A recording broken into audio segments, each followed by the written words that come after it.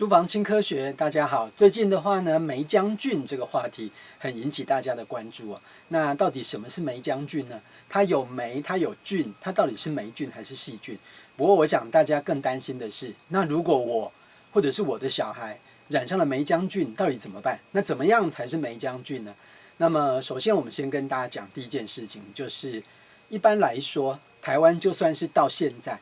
梅浆菌的话题很热，可是其实梅浆菌的感染在台湾还不是太严重，先不要太担心，这是第一点。第二点，就算感染了，它是有药可以治疗的，而且这个药也不会太困难，所以这一点也不用担心。第三点的话，通常是要连续咳嗽超过1个星期10天，才有可能是梅浆菌的感染，所以呢，不需要太过担心。但是如果有合并过敏性咳嗽的话，那这个就会比较麻烦，因为它就会变成比较长时间的一直咳。那但是啦，我们一般俗话本来就会说啦，对不对？讲医生惊低扫，总婆惊家道，做头注也惊俩捞，对不对？所以我们就会讲到这个医生呢怕治疗咳嗽，然后呢这个厨师呢怕办这个中午的宴会，那个做这个土木的就是很怕抓漏水，所以呢，只是举一个例子跟大家讲，咳嗽本来就不好治，咳嗽本来就不好治，特别是演变成长期的慢性的咳嗽。好，我们再讲回来梅浆菌哦，所以呢，刚刚是先跟大家说不要担心，因为大部分的状况之下，梅浆菌并不会引起太严重的感染。那只是最近的话呢，可能是话题刚好流行，或者是有别的地方流行，大家就开始担心了哦。那么回到我们一开始跟大家讲的，就是梅浆菌。那梅浆菌呢，它是属于一种细菌。那或许是早期在这个命名的时候没有很精准的发现，那但是大家也没有去改它。那梅浆菌呢，它是属于细菌，可是它在细菌当中非常的特别。为什么？第一点，它没有细胞壁。因为一般的细菌外面是有细胞壁的。第二点，它很小，很小，小到大概只比病毒大一些些而已。所以其实它是一个很特别的，甚至有人说它几乎可以说是可以独立存活的生命形态当中最小的。那刚不是说它比病毒大一点而已吗？对啊，因为病毒不能独立存活啊。病毒一定要感染到一个细胞里面之后，利用这个细胞来帮它增殖来当做它的工厂。那但是梅浆菌没有，梅浆菌它可以自己繁殖。那不过它因为我们刚刚讲的，因为它很小，所以呢，有时候在鉴定上面，就算用显微镜、用电子显微镜来看，也不是那么样的容易。那另外的话呢，有人说有一些医生、有一些科学家说，它会跑到红血球里面去。那但是呢，这段我们先不讲，我们来继续谈我们刚刚讲的细胞壁这件事情。那你可能会觉得说我对生物学又不是那么有兴趣，你突然跟我讲细胞壁要干什么？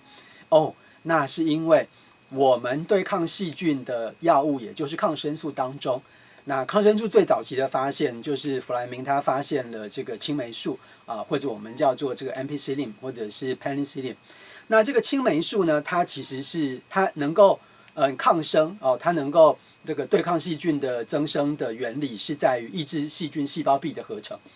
它就没有细胞壁啊，对，所以呢，传统的这一类青霉素这一类的所以对它是没有用的。那但是听到这里还是不用担心，因为有别的抗生素，有别的作用原理的抗生素，那它是抑制干扰细菌的蛋白质的合成。那所以呢，这一类的抗生素还是有用的。所以现在的话，梅浆菌就算确定了感染，那医生如果判断你需要投药的话，那用这个红霉素类的药物的话，就会有很好的效果。那但是现在担心的并不是没有药可以对付它，有很多药可以对付它，但是担心的是这些药如果用太多的话，就跟所有疾病一样，就是抗药性的问题就是抗药性的问题。好，那我们先不管这一点，总之先跟大家说。梅浆菌的感染，当然它就是借由飞沫传染然后跟一般的呼吸道感染都没有什么不同，所以大家都从这个 COVID 都从这个 COVID-19 从这个新冠肺炎，大家都已经走这么远，走到现在了。所以呢，预防新冠肺炎的一些方法，用在预防梅浆菌上面也都是适用的，也就是勤洗手，然后戴口罩，也就是这样子而已那另外如果还要再多讲的话，那竟然跟维持自己心情的轻松跟身体的健康充足的睡眠、均衡的饮食很有关系。为什么突然这样讲？主要是因为其实当然刚刚讲到梅将军可能是你遇到被梅将军感染的人，然后呢你不小心吸到它的飞沫，所以呢这个梅将军就跑到你体内，这个就是一个一般的感染途径。但是大家知道吗？其实我们很多人体内都有梅将军，也就是梅将军它其实在我们的生活周遭，因为太多太常见了，所以我们大部分的人体内都有梅将军。你就说可是我好好的啊，我没发烧，我没咳嗽。对啊，因为你的免疫系统把它压住了，所以呢才说要维持心情的愉快，身体的健康。为什么？因为梅将军常常在我们体内是有的，或者是说环境当中很多人是有的。那但是呢，一般来说我们也相安无事。可是如果你比较虚，你比较累，你比较操劳，或者你被别的病原体感染，你的身体疲于奔命，或者是现在天气变凉了，可是你没有做好保暖，你的身体花很多气力在维持你的体温，那么这个时候梅将军就会伺机感染，梅将军就会趁机做大。所以呢，它本来在你体内，你的免疫系统把它管得死死的，它也没办法造次，也没办法作怪，你也没事。但是呢，一旦你身体忙别的事情，它就会趁机捣蛋。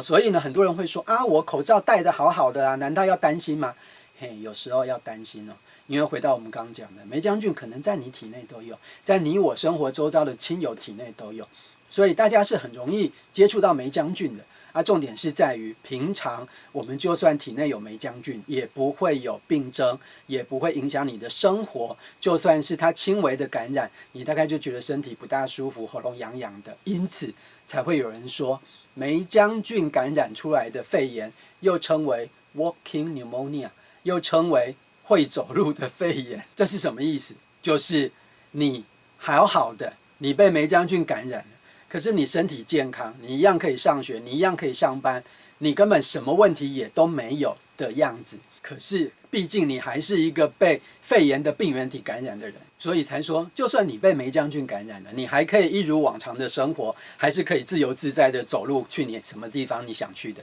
所以呢才会说梅将军又称为会走路的肺炎，梅将军感染的肺炎又称为会走路的肺炎。这一点就是提醒大家，梅将军感染是一个很寻常的事情，大家不需要太担心。好，那但是问题来了如果我运气不好嘞，如果我被大量的梅将军感染嘞，如果我运气不好嘞，我最近就是比较忙，我就是比较操劳，我就是比较累，我比较心浮气躁，对，那你真的就要小心，因为如果梅将军感染严重的话，它会往呼吸道的深处走，也就是下呼吸道感染，所以才会讲梅将军肺炎啊，它是会引起肺炎的，它是会引起肺炎的。那另外的话，还有更可怕的一件事情，我刚刚是有稍微谈过，有医生强调梅将军它会感染红血球，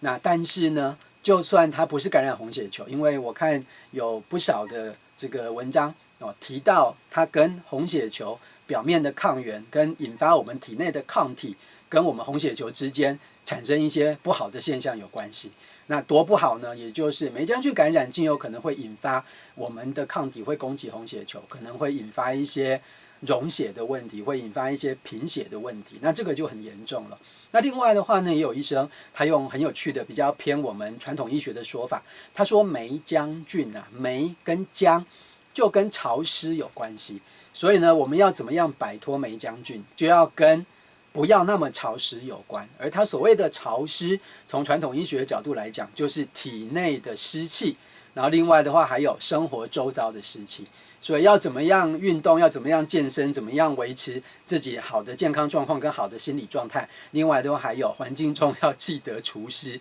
这倒是一个很有意思的观点了不过呢，另外的话也有医生说到，他研究之后发现长期咳嗽的人通常或多或少都会有梅将军感染的问题。那当然这句话也不能说完全反过来讲了就是梅将军感染会引起咳嗽的问题，但是不是咳嗽的问题都是梅将军感染，因为有很多跟呼吸道有关的病原体都会引发我们的咳嗽。那但是梅将军感染很麻烦的一件事情就是，如果咳了一段时间之后没有赶快把梅将军的这个问题给压制下来的话，可能会转变成呼吸道的过敏，可能就会转变成过敏性的咳嗽，也就是我们讲的慢性咳嗽。那这个就很麻烦了，那就真的会咳很久就真的会咳很久。所以呢，以上跟大家说明的是，因为梅将军的话题现在其实很严重，也很热门，所以呢，可能就是生病啦、不舒服啦，不管是自己啊、亲友或是小孩啊，你在去看医生的时候，或许或多或少你都会想要跟医生谈一下或问一下。那但是呢，我们还是尊重专业，让医生来判断。虽然说它呢没有细胞壁，它又很小，那但是它毕竟还是一种细菌。虽然说传统的盘尼西林类的药物对它没有用，但是还是有很多的药物可以用，所以不要担心。但是最大的重点是在于让医生判断这个时候需不需要吃抗生素。因为我们大部分的人被梅将军感染了之后，其实我们是会自己好的。因为我们刚刚不是说我们生活周遭一直都有梅将军嘛，我们的免疫系统不是把它管得死死的嘛？那但是呢，医生就会判断，主要就是要从你的症状来判断。如果医生判断你有合并一些比较不好的状况的话，他会开抗生素，他就会开抗生素。那如果说担心一些抗药性的问题现在没事就一直开会不好的话，或许医生会从别的角度，从症状的角度来帮忙处理，而且再加上我们刚刚说的，咳嗽不见得都是梅将军引起的，有可能是别的感冒病毒所引起的所以呢，这个就让医生去判断，我们就相信专业跟医生配合。总之，刚刚从生物学的角度跟大家谈梅将军，那另外的话也是告诉大家，这个词现在很流行，是不是梅将军啊？被梅将军感染会怎样？但是跟大家报告，不要太担心，通常被梅将军感染不会太严重。另外的话，就算真的很严重，也是有治疗的方法，配合医生的嘱咐，配合医生的投药说明，就是如果要吃抗生素，就乖乖的把疗程走完，就把这个药吃完。如果医生判断可以用别的方法来治疗，那我们也就不要吃抗生素。所以呢，以上跟大家说的是有关现在很热门的话题——梅将军。书房轻科学，我们下次再见。